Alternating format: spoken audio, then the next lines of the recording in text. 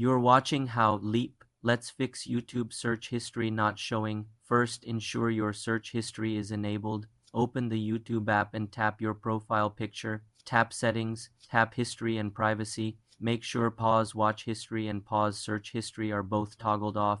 If they are off, tap Clear All Search History, and then refresh the page. Restart the YouTube app. If your history is still missing, check your Google account activity controls.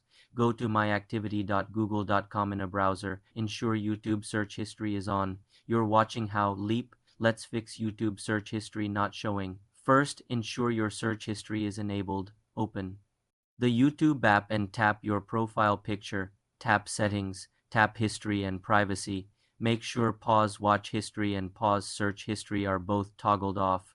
If they are off, tap Clear All Search History and then refresh the page. Restart the YouTube app. If your history is still missing, check your Google account activity controls. Go to myactivity.google.com in a browser. Ensure YouTube search history is on. Also, make sure you are signed into the correct account. For more simple tech tutorials, subscribe to the channel.